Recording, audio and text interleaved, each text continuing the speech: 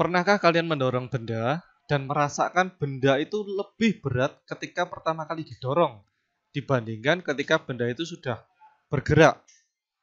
Nah, bagaimana pengaruh gaya gesek terhadap benda yang kita dorong? Berapa sih besarnya gesekan yang terjadi antara benda dan lantai akibat dorongan kita?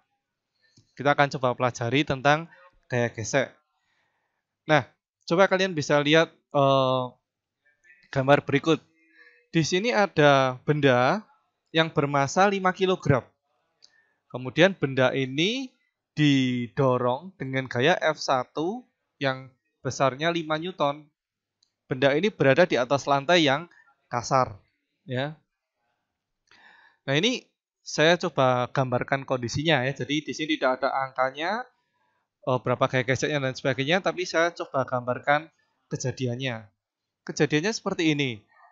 Ternyata saat benda ini didorong dengan gaya 5 Newton, jadi ketika benda ini didorong dengan gaya 5 Newton, ternyata bendanya tidak bergerak atau diam. Nah, kalau bendanya diam, berarti gaya geseknya berapa? Coba kita gambar diagram gaya di sini. Pada benda ini selain ada gaya F, berarti ada gaya berat. Yang besarnya M kali G. Berarti 5 kali 10, 50 Newton. Terus tentu saja ada gaya normal.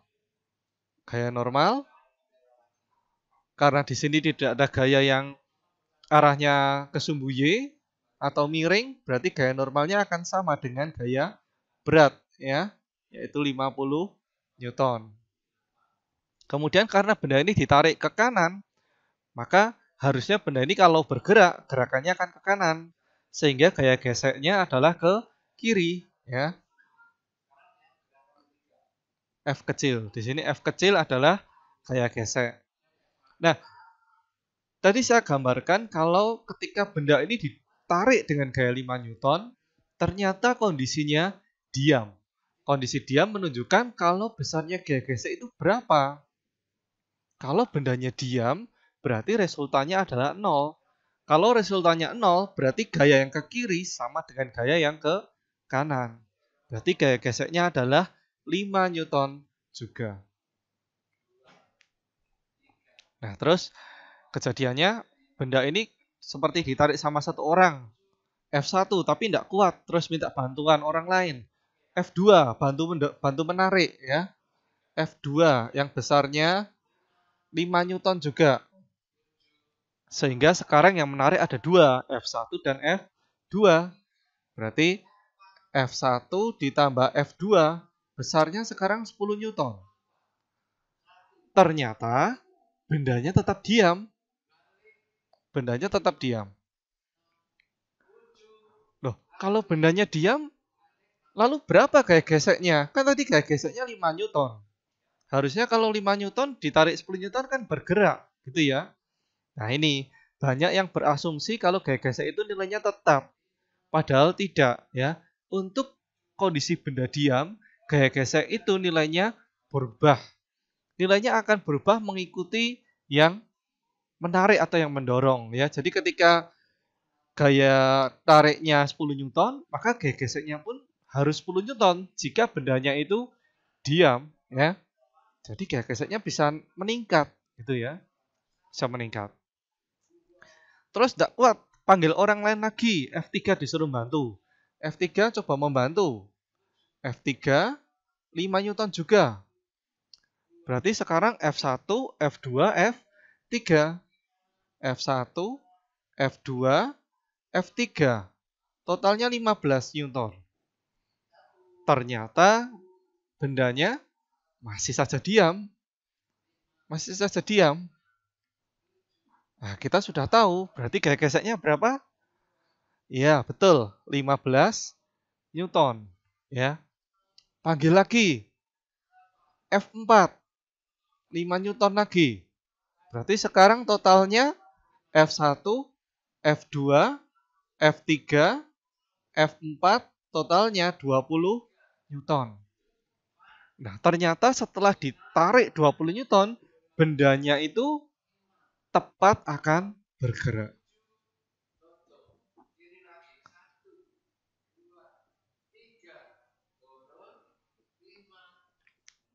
Nah, apa itu tepat akan bergerak? Tepat akan bergerak adalah kondisi di mana resultan gaya sudah sama dengan 0 dan benda itu jika diberi gaya sedikit saja 0,1 Newton pun bendanya sudah langsung bergerak, gitu ya. Jadi ini benar-benar kondisi di mana benda posisinya masih diam tapi dia tepat akan bergerak, ya. Jadi sebetulnya benda ini masih diam. Tetapi kalau diberi tambahan gaya sedikit saja, dia sudah bergerak.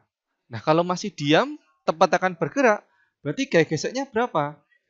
Gaya geseknya tetap sama dengan yang menarik, 20 Newton. Nah, lalu bagaimana jika ditambah lagi? Ada yang menarik lagi sekarang F5. 5 Newton lagi. Berarti sekarang totalnya yang menarik F1, F2, F3, F4, F5, totalnya 25 Newton. Nah, ketika totalnya 25 Newton, tadi 20 Newton saja sudah tepat akan bergerak, berarti ketika 25 Newton dia pasti sudah bergerak, ya, bergerak. Nah, kalau bergerak, gaya geseknya berapa? Gitu ya. Kalau bergerak, gaya geseknya berapa? Gaya geseknya apakah lebih besar dari 20 Newton atau sama dengan 20 Newton? Nah, ternyata gaya geseknya benda yang bergerak itu akan lebih kecil dari 20 Newton, ya. Di sini saya misalkan, saya beri angka 18 Newton. Berarti kita lihat di sini ada perubahan. Ketika benda itu masih diam, gaya geseknya itu terus sama dengan yang menarik, ya. Jadi ketika yang narik 5 Newton, gaya geseknya 5 Newton. 10 Newton, gaya geseknya 10 Newton. Dan seterusnya. Sampai bendanya itu tepat akan bergerak. Kondisi seperti ini disebut dengan kondisi statis. Ya, kondisi statis. Di mana nilai statis maksimumnya adalah 20 Newton. Jadi ini disebut dengan F statis maksimum. Gaya gesek statis maksimum. Nah, terus kalau sudah melebihi gaya gesekan statis maksimum, berarti bendanya sudah bergerak. Nah, ketika benda bergerak, maka kondisinya disebut dengan kondisi kinetis. Nah, untuk gaya gesek kinetis ini, nilai gaya geseknya sedikit lebih kecil dibandingkan dengan gaya gesekan statis maksimum, ya. Nah, lalu kalau bendanya sudah bergerak, kita tambah gaya lagi, apa yang terjadi? Nilainya akan sama, ya. Jadi meskipun gayanya ditambah jadi 30 Newton, 40 Newton, 50 Newton, bendanya kan tetap bergerak. Maka gesekannya tetap 18 Newton.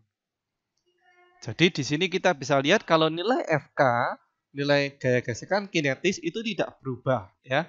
Begitu benda sudah bergerak, berapapun gaya yang mendorong, maka nilai gaya gesekan kinetisnya akan sama.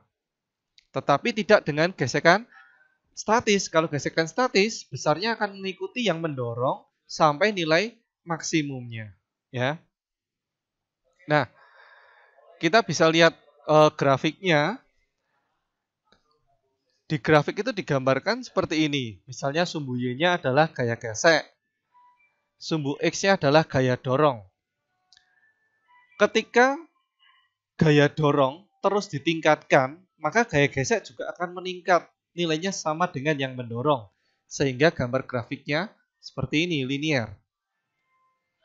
Nah, sampai pada nilai tertentu, nilai statis maksimumnya tercapai. Misalnya di sini, Fs maksimum tercapai. Di sini adalah gayanya. Nah, berarti kalau gayanya masih diperbesar lagi, maka nilai maksimum ini sudah terlewati sehingga benda bergerak. Ketika benda bergerak, maka gesekannya akan sedikit berkurang. Sedikit berkurang. Nah, nilainya di sini. Ini disebut dengan F kinetis. Jadi, daerah di sini adalah daerah statis, di sini adalah daerah kinetis.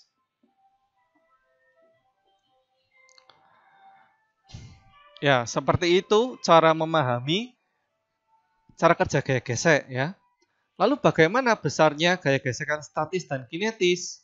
Gaya gesek statis dirumuskan dengan μs dikali n. Sedangkan gaya gesek kinetis dirumuskan dengan μk dikali n. Di sini kita bisa lihat kalau rumusnya itu sama ya, yang membedakan hanya μs dan μk. μs, μk ini apa sih? μs dan μk ini adalah koefisien gesekan. Kalau μs berarti koefisien gesekan statis, kalau μk berarti koefisien gesekan kinetis. Dapatnya dari mana? Dari data ya. Kita bisa lihat di buku atau di referensi di internet ada data koefisien gesekan statis maupun kinetis.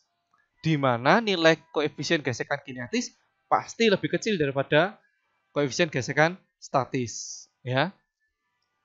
Nah, demikian penjelasan tentang gaya gesek. Semoga kalian bisa memahaminya dan mengaplikasikannya di sistem gerak nanti. Apakah kalian pernah mendorong benda menggunakan bidang miring untuk mengangkat benda itu ke suatu tempat gitu ya? Kalian pasti merasakan kalau benda tersebut mendorong atau seperti hendak bergerak arahnya ke bawah. Kalau tidak ada yang menahan benda pada bidang miring, ada kemungkinan benda itu akan meluncur gitu ya. Ada kemungkinan benda itu akan meluncur. Jadi kalau misalnya benda di atas bidang miring seperti ini, bendanya akan meluncur ke bawah. Padahal tidak ada yang mendorong dia. Nah, sebenarnya siapa sih yang membuat benda ini bisa turun? Apakah benar kalau yang membuat dia turun itu adalah gaya berat? Coba kita akan analisa sistem ini menggunakan analisa kuantitatif ya. Pertama-tama kita gambar dulu gaya-gayanya. Ada gaya berat. Arahnya ke pusat bumi ya. Kemudian ada gaya normal. Gaya normal di sini selalu tegak lurus terhadap permukaan. Berarti gaya normalnya seperti ini. Tegak lurus terhadap permukaan. Kemudian ada gaya gesek. Kalau bidangnya kasar dan bendanya itu akan meluncur ke bawah seperti ini, misalnya bergerak ya, bisa saja kan benda itu di bidang miring tapi tidak bergerak. Itu bisa terjadi kalau bendanya itu cukup ringan dan permukaannya kasar gitu ya. Jadi syarat benda bergerak itu jika yang menarik atau yang mendorong itu sudah melebihi gesekan statis maksimum.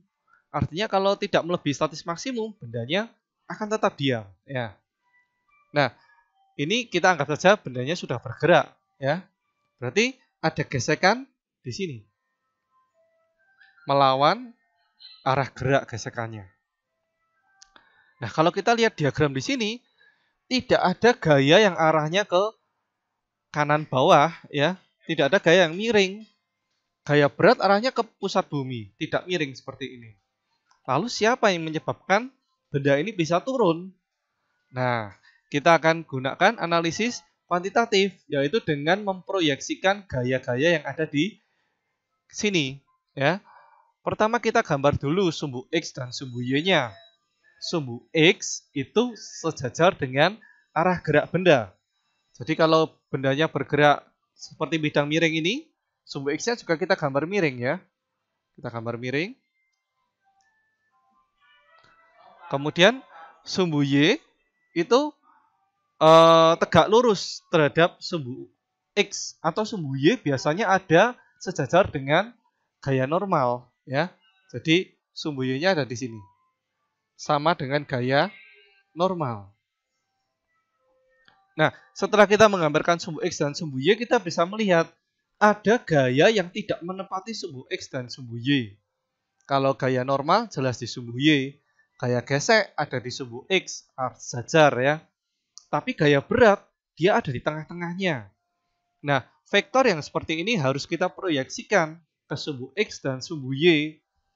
Sehingga kalau kita gambar proyeksinya atau bayangannya di sumbu X, bayangannya akan menjadi Wx. Kita proyeksikan di sumbu Y, berarti bayangannya menjadi Wy. Nah, sekarang kita tahu siapa yang membuat benda ini meluncur pada bidang miring. Yang menyebabkan adalah Wx ya. Dan Wx ini bukan sepenuhnya W ya. Wx ini bukan 100% dari gaya berat. Nilai Wx ini hanya sebagian dari gaya berat ya. Kita bisa lihat misalnya saya hitung. Misalnya gaya beratnya itu 50 Newton. Sudutnya misalnya di sini 53 derajat. Nah, sudut theta atau sudut kemiringan bidang miring yang ada di bidang miring dengan lantai ya. Ini nilainya akan sama dengan sudut yang ada di gaya berat dengan sumbu Y. Jadi nilai θ-nya sama dengan yang di sini, theta. Kalian bisa ingat ya, kemiringan bidang miring sudutnya akan sama dengan sudut yang ada di WY, yang sudut antara gaya berat dengan sumbu Y ya. Nah, berarti kalau kita proyeksikan di sini nilainya Wx adalah W kalau tidak ada sudutnya berarti dikali dengan sin ya. Sin 53 berarti 50 kali 0,8 ya. Berarti hasilnya adalah 40 Newton. Sedangkan Wy adalah W cos 53. Berarti 50 kali 0,6 atau 30 Newton. Nah, di sini kita bisa lihat Wx-nya 40 Newton, Wy-nya 30 Newton. Berarti nilai Wx ini bisa kita lihat bahwa nilainya adalah sebagian dari gaya berat yang asli ya. Dia sangat tergantung dari kemiringan bidangnya. Semakin curam bidangnya, maka nilai Wx akan semakin besar ya. Kalau kita jumlah secara vektor Wx tambah Wy, dijumlah secara vektor hasilnya akan menjadi W lagi ya. Gitu. Nah, setelah kita tahu apa penyebab gerak pada bidang miring, maka kita sekarang bisa menghitung berapa percepatan benda yang ada di atas bidang miring ya. Kita bisa hitung percepatannya. Percepatan berarti A sama dengan sigma F dibagi M ya. Kita gunakan hukum Newton 2. Kita lihat di sumbu X ya. Jadi karena percepatan itu geraknya, arah geraknya. Jadi sepanjang sumbu X ada gaya apa saja? Di sini ada gaya Wx dan F yang searah gerak Wx, yang melawan gerak F. Berarti yang positif adalah Wx dikurangi F dibagi M. Ya, ini adalah percepatan dari benda yang ada di atas bidang miring. Ya, semoga kalian nanti bisa mengaplikasikannya pada soal-soal. Ya, sekarang kita akan melihat untuk sistem katrol. Ya, untuk sistem katrol kita bisa mengamati gaya-gaya apa saja yang tarik-menarik pada sistem katrol tersebut. Kita akan tahu kalau namanya sistem katrol pasti dihubungkan dengan tali. Ya, jadi kita bisa melihat dari talinya ini ditarik kedua ujungnya oleh siapa. Itu yang menentukan nanti percepatan pada sistem katrol. Nah, di sini saya sudah menggambar ada 3 sistem katrol yang berbeda. Yang pertama, kedua bendanya itu jatuh ke bawah. Kemudian salah satu bendanya ada di atas meja yang bentuknya siku-siku. Kemudian yang salah satu bendanya ada di atas bidang miring ya. Nah, untuk sistem katrol yang pertama, misalnya ini saya beri nama A, B, benda A dan benda B. Berarti tentu saja di sini ada gaya berat ya, ada beratnya A, WA dan beratnya B, WB. Nah, untuk sistem katrol seperti ini gerak dari katrol itu sangat tergantung dari besarnya massa A dan B. Lebih besar yang mana? Kalau lebih besar massa A berarti gerak ke arah A turun, B-nya naik, atau sebaliknya ya.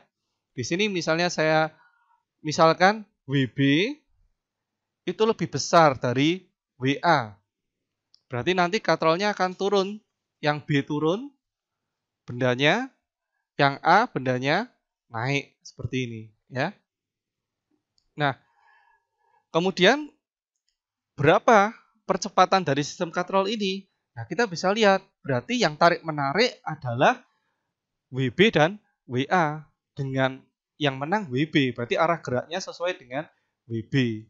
Berarti kalau kita tuliskan hukum Newton 2-nya, sigma Fx sama bagi M, berarti kita bisa tulis percepatannya adalah WB dikurangi WA dibagi massanya adalah massa keduanya ya, karena yang mengalami percepatan kedua benda ya. Berarti MA ditambah MB. Nah, ini percepatan pada sistem katrol yang pertama ya. Sangat tergantung dari massa kedua benda geraknya. Nah, kemudian untuk sistem katrol yang kedua yang ada di atas meja siku-siku. Untuk sistem katrol ini misalnya saya kasih nama A dan B. Kemudian kalau misalnya lantainya licin, kalau misalnya mejanya atau lantainya ini licin, sudah pasti katrol ini akan bergerak dengan arah ke benda B. Ya. Loh, kenapa bisa demikian? Coba kita gambar diagram gayanya. Di sini ada WB, kemudian di sini ada WA. Nah, kita bisa lihat kalau di sini ada NA, kalau lantainya licin, berarti di sini tidak ada gesekan sama sekali. Artinya tidak ada yang menahan WB. Hanya WB yang bekerja pada sumbu sepanjang tali katrol ini. Ya, kalau kita gambar ini sebagai sumbu X, berarti sumbu X-nya akan mengikuti tali ya, mengikuti tali. Berarti tidak ada yang menahan WB. Artinya benda sudah pasti bergerak ke arah WB. Sehingga kalau kita buat rumus percepatannya, A sama dengan, rumusnya sama, sigma Fx dibagi M, dengan sigma Fx-nya siapa? Sigma Fx-nya hanya WB saja, dibagi dengan massa totalnya, MA ditambah MB. Nah, lalu bagaimana kalau kasar? Kalau lantainya kasar, berarti ada gaya gesek. Gaya geseknya muncul di benda yang A, ya, karena benda A yang bersinggungan dengan permukaan dan memiliki gaya normal. Ingat, gaya gesek baru bisa muncul jika ada gaya normal, ya. Arahnya melawan arah gerak F.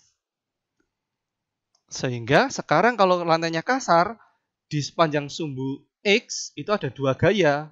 Ada WB dilawan dengan F. Gaya gesek dibagi MA ditambah MB. Nah, ini rumus untuk percepatan sistem katrol jika lantainya kasar ya pada meja siku. Nah, demikian juga untuk sistem katrol yang di bidang miring seperti ini ya. Kita bisa lihat kurang lebih akan sama seperti sistem katrol yang kedua digabung dengan penjelasan bidang miring yang tadi ya. Jadi kalau ini benda B, ini benda A, berarti di sini ada WB, di sini ada WA. Nah, kemudian di sini ada gaya normal NA. Nah, kita bisa lihat kalau lantainya licin, maka tidak ada gaya gesek. Ya, seandainya lantai licin berarti tidak ada gaya gesek. Arah geraknya kemana? Arah geraknya itu sangat tergantung dari besarnya WB dibandingkan dengan besarnya apa? Yang tadi apakah kalian ingat kalau bidang miring apakah yang memengaruhi adalah WA? Bukan ya, yang memengaruhi adalah WAX. Jadi proyeksinya WA di sumbu X. Ya, kalau kita gambar sumbunya berarti mengikuti tali katrol. Gambarnya miring seperti ini, sumbu X-nya. Berarti WAX di sini. WAX di sini WAY. WAX adalah proyeksi dari W ke sumbu X, WA ke sumbu X, dan WAY adalah proyeksi dari WA ke sumbu Y. Nah, di sini kita bisa lihat yang mempengaruhi adalah WAX dan WB. Itu lebih besar mana, ya? Itu akan menentukan arah geraknya kemana. Misalnya, saya buat WAX itu lebih besar dari WB. Berarti nanti geraknya menuju ke kanan, ya. Arah geraknya ke sini. Arah geraknya. Yang WB akan naik, ya. Yang WA akan turun percepatannya, ya. Sehingga kita bisa tuliskan percepatannya A sama dengan tarik-menariknya hanya terjadi antara WAX dan WB. Berarti WAX dikurangi WB dibagi MA ditambah MB. Itu untuk bidang miring yang licin. Lalu bagaimana jika bidang miringnya kasar? Kalau bidang miringnya kasar, berarti ada gaya gesek yang bekerja pada benda A. Karena benda A yang bersinggungan dengan permukaan. Arahnya kemana? Arahnya melawan arah gerak, ya, ke sini, F. Berarti kalau kita tuliskan rumusnya, rumus percepatannya, sekarang menjadi WAX dikurangi F dikurangi WB dibagi MA plus MB. Ya, seperti itu menentukan rumus-rumus percepatan dari sistem katrol, ya. Dan kita jangan lupa, gaya gesek yang ada di sini, itu semuanya diperoleh dengan mu K dikali N karena sistem katrolnya sudah bergerak, ya. Jadi gaya geseknya itu diperoleh dengan F sama dengan mu K dikali N.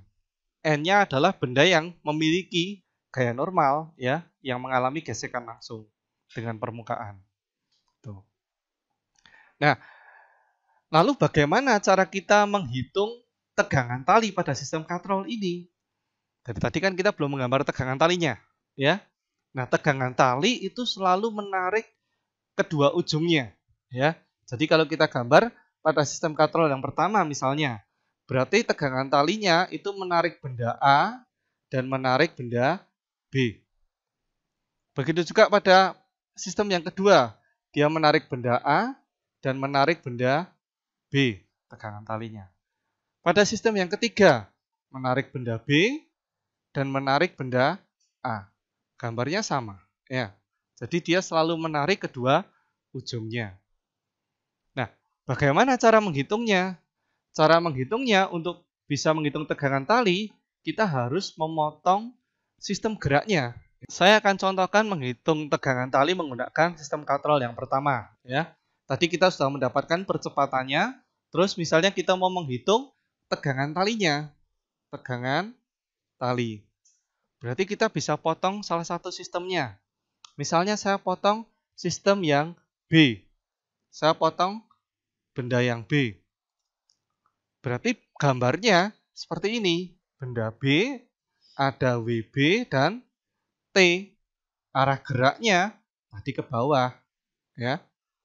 Berarti kalau kita terapkan hukum Newton 2, A sama dengan sigma Fx dibagi MB. Bukan lagi massa total MA dan MB, tapi hanya MB saja. Karena saya hanya memotong benda yang B. Ya, berarti A sama dengan yang searah gerak WB tandanya positif, yang melawan gerak T tandanya negatif. Berarti WB dikurangi T dibagi MB. Kalau kita memotong benda yang A, ini T, ini WA, tapi benda A bergerak ke atas, ya. Kalau benda A bergerak ke atas, berarti percepatannya adalah sigma Fx per MA. Di mana sigma Fx-nya, T-nya positif, WA-nya negatif. Berarti T dikurangi WA dibagi MA. Nah, di sini kita bisa menghitung T-nya, karena nilai A-nya kita sudah dapat di perhitungan sebelumnya. Ya, seperti itu cara menyelesaikan permasalahan kuantitatif pada sistem katrol ya. Nanti kalian bisa menerapkannya pada latihan soal.